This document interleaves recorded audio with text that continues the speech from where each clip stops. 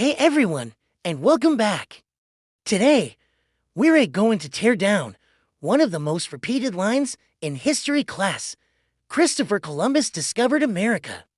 It sounds so simple, right? One brave sailor, one big first. But the moment you slow down and ask a simple question, the entire story unravels. If millions of people already live here, what exactly was being discovered? And who is it for? Let's start with the reality that gets erased by this myth. Long before Columbus was even born, the Americas were bursting with life, languages, trade networks, farming, engineering, and diplomacy. There were cities, roads, alliances, and entire worlds of culture stretching from the Arctic to the Andes. The idea that nothing started until Europe showed up isn't history. It's a European-centered storyline that ignores everyone who was already here. Now, let us tackle the second part people get wrong. Columbus wasn't even the first European to reach the Americas. The clearest example is the Norse, often called Vikings, who reached parts of North America around the year 1000.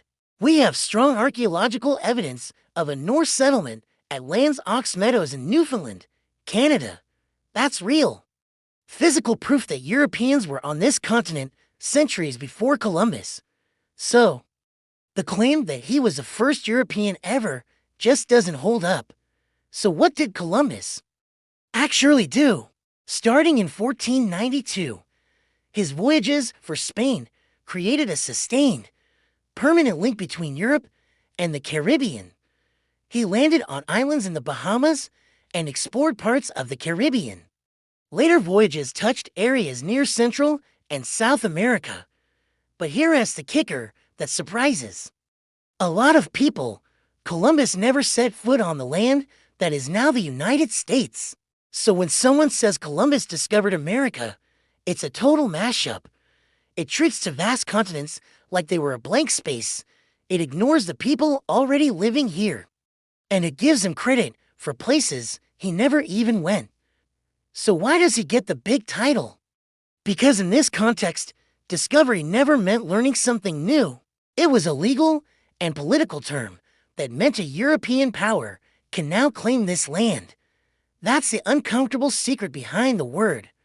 From the perspective of indigenous nations, there was no discovery happening. There was an arrival and invasion. From the perspective of European empires, that arrival could be turned into ownership on paper. Columbus's voyages were monumental for one reason. They triggered a permanent, expanding European colonization of the region, backed by money, weapons, and imperial power. It wasn't because he was magically first, but because Spain had the motivation to keep coming back and build a system around it. What's even stranger is that Columbus didn't even think he'd found a new continent.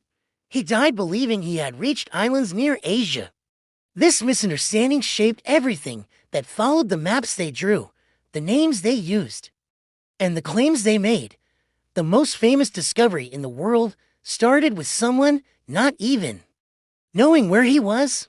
So if he didn't discover a populated place and wasn't the first European to get here, why do we still have holidays and school lessons repeating his name? Because Columbus became a useful symbol. Over the centuries, different groups reshaped him into what they needed: a hero of exploration, a simple origin story for a country, and even a cultural figure for some immigrant communities to claim their place in American society. History isn't just about facts. It's about what we choose to celebrate and why. The Columbus story survived because it was convenient, but convenience isn't accuracy. If you want a more honest sentence, try this: Columbus's voyages connected Europe and the Americas in a way that launched long-term colonization and permanently transformed the Atlantic world. That's real. That's huge. And it doesn't require pretending anyone was found. The real twist is that this myth is less about Columbus and more about the story we tell ourselves. Do we describe history as empty land becomes civilization, or as existing worlds collide and power decides what gets written down. So next time you hear Columbus discovered America, think bigger. It's a myth that makes colonization sound like an adventure instead of a takeover. America wasn't discovered. It was already here. The real question is why the world kept repeating a version that pretended it wasn't. Thanks for watching, and I'll see you next time.